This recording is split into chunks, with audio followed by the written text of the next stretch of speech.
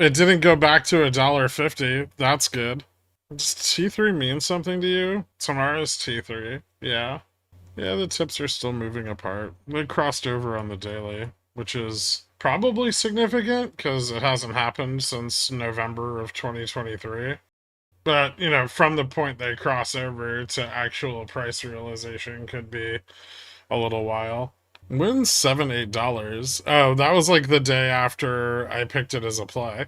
I bet a lot of people are piling into the new strikes on the weeklies. Probably. I mean, it's moving up. If the head shifts, cool. Well, then it'll run. We'll get some liquidity and it'll move. It's not super liquid right now, at least compared to historically. And there's been share offerings since the last time it ran really hard back in like end of 2022.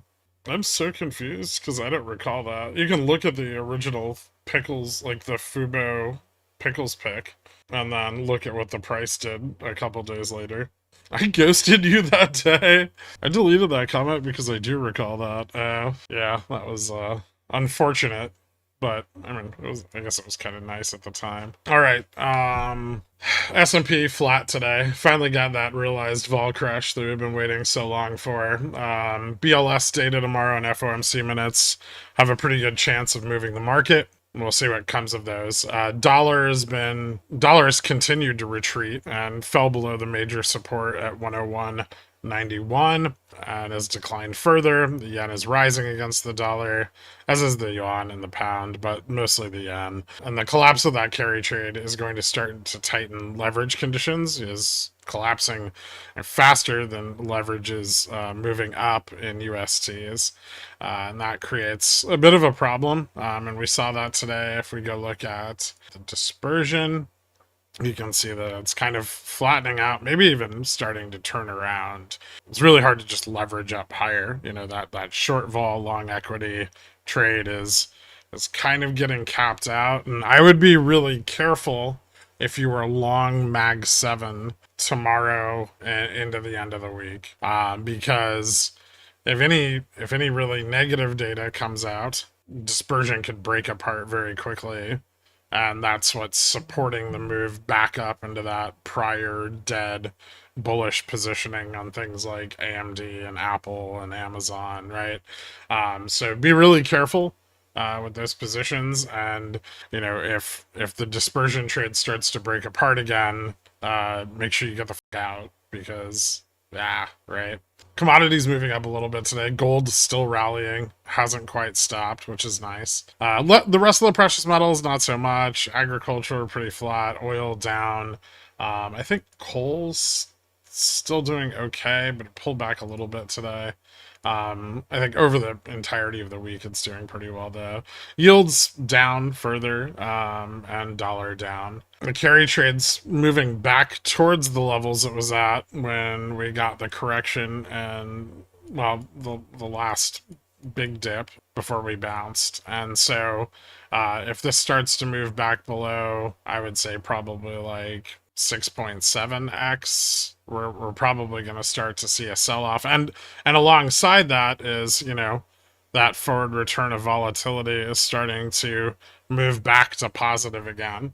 Now, that's very bearish. So keep an eye on that. Be careful. Bond vol moving up. Gamma 3-month Strike put their correlation pickle in my turning jar. around and Use me, starting to come on, baby, correlate. use me. Gamma 3. Strike, use me, come on, baby, use me. It's not updated yet. We can look at that at the end of the day too, but it's yesterday's data. It updates at 6 o'clock. Hey, the voice bot worked. It did. Tail risk hedging picked up a little bit yesterday. 83.3% of the S&P above its 20-day moving average, and still very high correlation between VIX and cash VIX. VIX actually moved up quite a lot today, 8.66%. VIX 3-month up 4%. And VIX futures up 4.34%. So big moves in volatility. Now, some of that is there's an expiration tomorrow. There's some event vol coming in for FOMC minutes and for the BLS jobs revisions. Those revisions could be really impactful. They may show that the labor landscape has been severely more impacted than we had originally assumed. And if that is the case, and labor data is drastically worse than it was expected to be, we could see a failure in the market and more recession fears pick back up. Fed fund futures right back to that kind of median point where things are neutral, pricing in 8.86 rate cuts. Remember, above point 0.1 it is a recession expectation. Below 3 is pretty bullish, and soft landing, right? That's what bulls want for a soft landing, is a slow steady pace of cuts above 4 cuts in the next quarter. That's pretty bearish. Like, that means things have gone south. What times does the jobs update come out? In the AM pre-market. I'm not sure actually what exact time in the pre-market, but in the pre-market. BLS almost always releases all their data in the pre-market.